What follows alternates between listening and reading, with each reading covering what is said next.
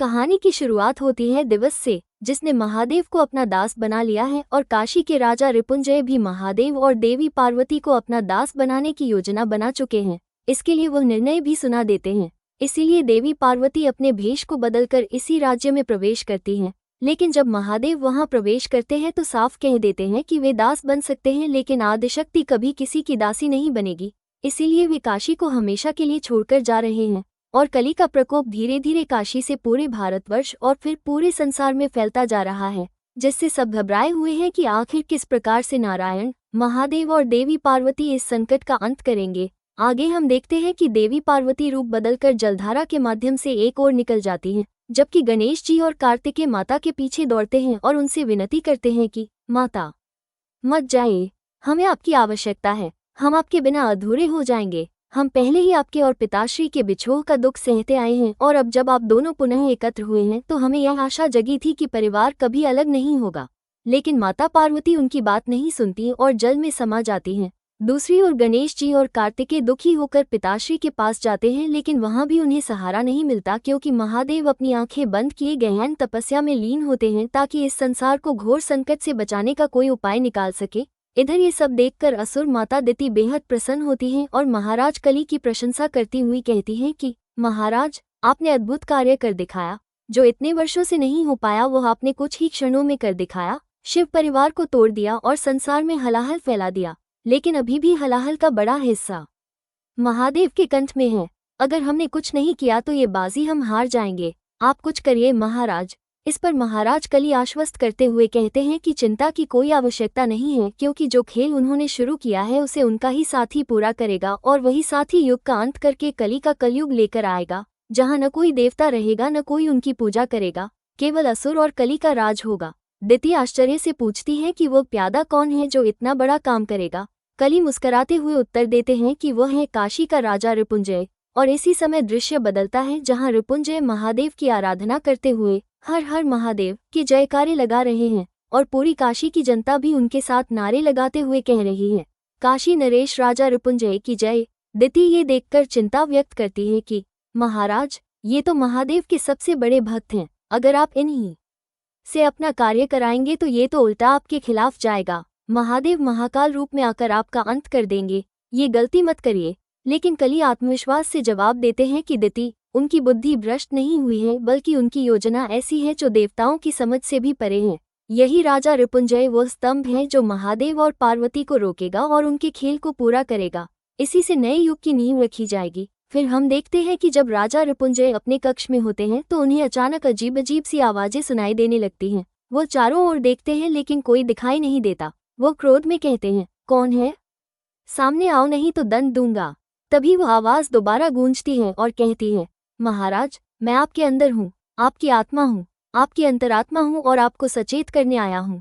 इस रहस्यमयी माहौल के बीच रिपुंजय उस आवाज का पीछा करते हुए शीशे के सामने पहुंचते हैं और वहां देखते हैं कि उनके सामने उनका ही दूसरा रूप खड़ा है। वो रूप उनसे बातें करता है और यहीं से घटनाएं और भी रहस्यमयी मोड़ लेने लगती हैं। कहानी का अगला भाग शुरू होता है उस रहस्यमयी परछाई से जो राजा रिपुंजय के सामने प्रकट होती है और उसे उसकी वास्तविक शक्ति का एहसास दिलाने की कोशिश करती है। वह कहती है कि रिपुंजय, मैं तुम्हें तुम्हारी असली शक्ति बताने आया हूँ।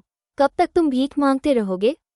तुम बहुत शक्तिशाली हो, तुम्हारे अंदर इतनी क्षमता है कि तुम स्वयं देवताओं को रोक सकते हो। तुम क्यों बार बार शिव शक्ति की आराधना करते हो जबकि तुम खुद ही शिव बन सकते हो? रिपुंजय पहले तो इसे षड्यंत्र समझते हैं और कहते हैं कि मुझे साफ बताओ, यह कोई पास के राज्य का षड्यंत्र तो नहीं है? कहीं किसी राजा ने तुम्हें मुझे अपने वश में करने के लिए तो नहीं भेजा? लेकिन परछाई क्रोधित होकर कहती है कि रिपुंजय, तुम इतने मूर्ख होगे यह मैंने कभी सोचा नहीं था। मैं तुम्हें तुम्हारी शक्ति का एहसास कराने आया हूँ। सवाल यह नहीं कि कोई और तुम्हें इस्तेमाल कर रहा है, बल्कि सवाल यह है कि क्या तुम अपने अंदर की दिव्यता को जगाना चाहते हो या नहीं? रिपुंजय उत्सुक होकर कहते हैं, हाँ, अवश्य करना चाहता हूँ। और उसी क्षण वह काली परछाई आईने से बाहर निकलकर सीधे उनके शरीर में प्रवेश कर जाती है। असल में ये कोई और नहीं बल्कि कली की माया थी, जिसने महादेव के सबसे बड़े भक्त काशी नरेश राजा रिपुंजय के भीतर प्रवेश कर लिया था, जिससे इस युग का सबसे बड़ा संकट और गहरा हो गया। दूसरी ओर हम देवी पार्वती को देखते हैं जो समुद्र से निकलकर अपने अस्तित्व में लौट आए हैं और एक नए गांव में प्रवेश करती हैं। गांव में प्रवेश करते ही उन्हें स्त्रियों की करुण पुकार सुनाई देती है। जहां दासियों को सैनिक निर्दयता से पीट रहे होते हैं क्योंकि उन्होंने शुद्ध जल को छू लिया था और समाज के नियमों के अनुसार निचली जाति का व्यक्ति जल को छू ले तो वह अशुद्ध माना जाता था। इस कारण इन निर्दोष स्त्रियों को पीड़ा दी जा रही थी। ये देखकर देवी पार्वती का हृदय व्याकुल और क्रोध से भर जाता है। वो सैनिकों को ललकारती है और कहती हैं, तुम होते कौन हो जल को शुद्ध शुद्ध कहने वाले? तुम कौन होते हो मानवों को जातियों में बांटने वाले? लेकिन सैनिक देवी पार्वती की पहचान नहीं कर पाते और उल्टा उन्हें ही दोषी ठहराने लगते हैं। वे कहते हैं, तुम बाहरी गांव की स्त्री हो इसलिए तुम्हें दंड नहीं मिलेगा। हमारे महाराज अच्छे हैं लेकिन ये हमारी स्त्रियां हैं, इन्हें हमारे कानून मानने ही होंगे। यदि अपनी भलाई चाहती हो तो यहाँ से चली जाओ। ये सुनकर देवी पार्वती का क्रोध 7वें आसमान पर पहुंच जाता है और वह अपने चंडी अवतार में प्रकट होकर कहती हैं, अगर इन स्त्रियों पर अत्याचार किया तो मैं तुम्हें अभी यहीं भस्म कर दूंगी।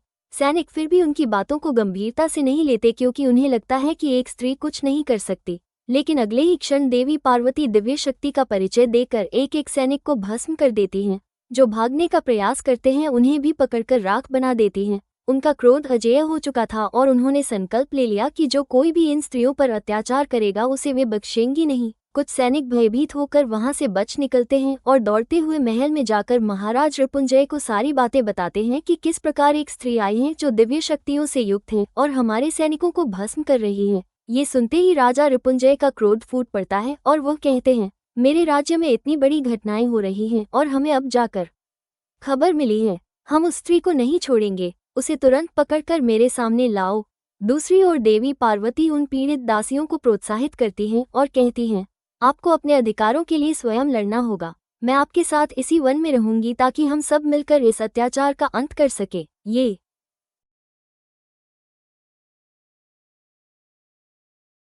कहानी की शुरुआत होती है दिवस से, जिसने महादेव को अपना दास बना लिया है और काशी के राजा रिपुंजय भी महादेव और देवी पार्वती को अपना दास बनाने की योजना बना चुके हैं। इसके लिए वह निर्णय भी सुना देते हैं। इसीलिए देवी पार्वती अपने भेष को बदलकर इसी राज्य में प्रवेश करती हैं। लेकिन जब महादेव वहां प्रवेश करते हैं तो साफ कह देते हैं कि वे दास बन सकते हैं लेकिन आदिशक्ति कभी किसी की दासी नहीं बनेगी। इसीलिए वे काशी को हमेशा के लिए छोड़कर जा रहे हैं और कली का प्रकोप धीरे धीरे काशी से पूरे भारतवर्ष और फिर पूरे संसार में फैलता जा रहा है, जिससे सब घबराए हुए हैं कि आखिर किस प्रकार से नारायण, महादेव और देवी पार्वती इस संकट का अंत करेंगे। आगे हम देखते हैं कि देवी पार्वती रूप बदलकर जलधारा के माध्यम से एक ओर निकल जाती हैं, जबकि गणेश जी और कार्तिकेय माता के पीछे दौड़ते हैं और उनसे विनती करते हैं कि माता मत जाइए, हमें आपकी आवश्यकता है, हम आपके बिना अधूरे हो जाएंगे। हम पहले ही आपके और पिताश्री के बिछोह का दुख सहते आए हैं और अब जब आप दोनों पुनः एकत्र हुए हैं तो हमें यह आशा जगी थी कि परिवार कभी अलग नहीं होगा। लेकिन माता पार्वती उनकी बात नहीं सुनती और जल में समा जाती हैं। दूसरी ओर गणेश जी और कार्तिकेय दुखी होकर पिताश्री के पास जाते हैं लेकिन वहां भी उन्हें सहारा नहीं मिलता क्योंकि महादेव अपनी आंखें बंद किए गहन तपस्या में लीन होते हैं ताकि इस संसार को घोर संकट से बचाने का कोई उपाय निकाल सके। इधर ये सब देखकर असुर माता दिति बेहद प्रसन्न होती हैं और महाराज कली की प्रशंसा करती हुई कहती हैं कि महाराज, आपने अद्भुत कार्य कर दिखाया।